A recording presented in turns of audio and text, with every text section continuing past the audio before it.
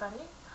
Today I want to talk and give a little bit of background about the human rights situation in Haiti, because I think we've been seeing a lot of images and a lot of stories of people who are swarming aid trucks and taking whatever aid supplies they can get, food or clean water, and this is just sort of being presented to us without the understanding of what the situation long term has been in Haiti. And I think it's important to understand that so that we can understand why things are so unstable there. So Haiti in the past, just the very recent past, has had a lot of difficulties. I'm not sure if people remember this, but the president, the democratically elected president of Haiti, Aristide, was overthrown a number of years ago. That was in 2003, 2004. He was overthrown and flown to South Africa. And I think what a lot of people didn't realize at the time was that the person who had orchestrated this coup d'état was in fact a person who had been doing a lot of agitating in Haiti. And when I was there in 2002 and 2003, there were some very difficult situations when I was there. This person had been implicated in a lot of human rights abuses, and his gang had been implicated in drugs, in really throwing the country into disorder. They were living in some of the very rural zones in the mountains, and just basically they were armed groups that were just going around and causing a lot of trouble. So that was the background to who had overthrown Aristide. And the interesting thing about that was that this was not things that the world really took into account, or that people were really aware of when Aristide was overthrown. Previous to that time, this was the second time Aristide had been overthrown. He was also overthrown back in '94, or back in the '90s.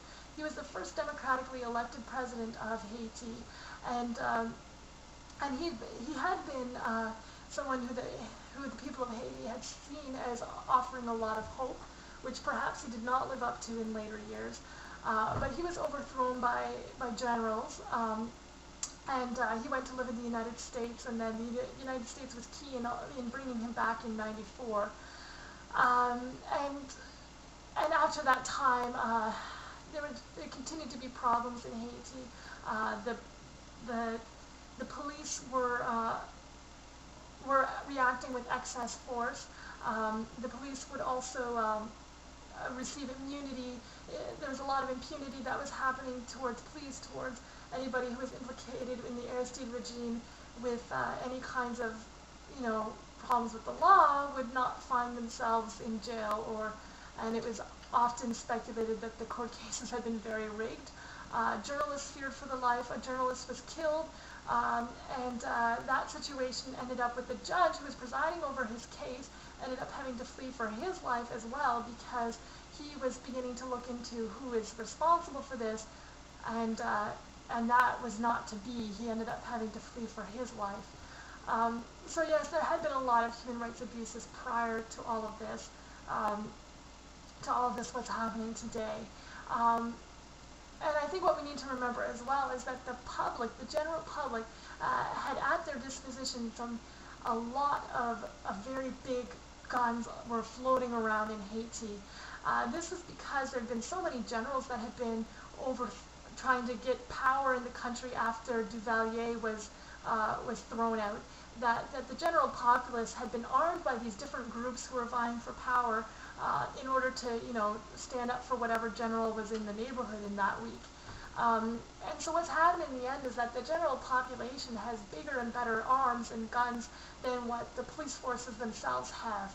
So that's a situation that is normally referred to as being a failed state, and I think Haiti we can really see as being a classic example of a failed state, because even after there was a democratically elected president, I'm referring to Aristide right now, there was still a problem that in the rural zones, basically the government was not able to maintain law and order. And that was a huge problem, because basically what would happen in the rural areas, if you call up the there might be 5 police who are in this police station for a place of about 30,000 people. And if it's a huge problem, they're going to phone up their backup who's in another town. The backup comes, there's only another 5, maybe they come an hour later, they only have shotguns and the population is armed with, with huge guns. So this is obviously not a situation where the government is able to maintain law and order. So that's the background of Haiti, and I'd also like to say that although Haiti has suffered a lot, there's been a lot of dictatorships, there's been a lot of military interventions. Canada has stepped down on Haitian soil a lot of times to be a peacekeeper. Before, when Aristide was kicked out, we stepped in as a peacekeeper along with the United States. We also did it the second time Aristide was thrown out, and in fact, when this earthquake hit, Canadian and American troops were on the ground. The RCMP was doing training of Haitian police forces, and the United Nations had a peacekeeping mission there, even at the time of this earthquake, because they were supporting the newly democratically elected government that came in after Aristide was overthrown for the second time. I hope that's clear. It is a little convoluted, but indeed it is quite the history. But again, I feel it's important as well to present that Haiti is a place that has also some amazing things in their past. Haiti was actually the only nation that was ever born of a slave revolution. Haiti was built on a slave nation from people brought from West Africa, and the French were colonizing and bringing all the slaves there. The native population was completely killed off from diseases and other things that these people were bringing into the country. People have some of the native blood in them, but there's no longer, the culture does not survive anymore. But despite all that, the people of Haiti managed to build a nation. They were the second nation in the world to declare independence from colonialism, the second. That was in 1804.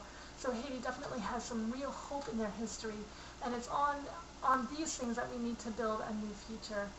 And for me as well, I think that when we were talking about rebuilding Haiti, we need to realize that what Haiti needs is human security. Security not only in terms of being free from violence, from these kinds of crimes from going on, but from having good governance, and also that people have enough to eat, that people have enough to drink.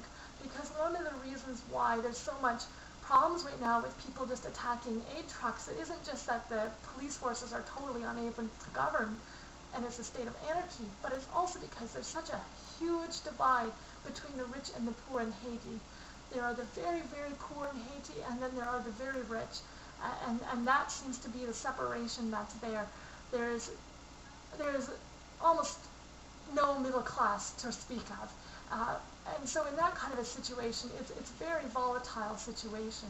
And if we want to make sure that Haiti is going to be a secure nation in the future, we need to make sure that the world responds, keeping the ideas of human security in mind.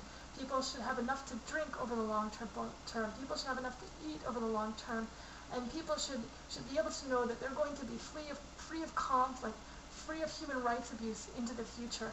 That's what will make the country of Haiti a strong country in the future. And with this new government, people are starting to trust in the power of their government. They are starting to believe that their government can support them. So I think now is a really critical time to offer support to the people of Haiti, to enable them to have that good governance and that human security that will enable them to grow as a nation.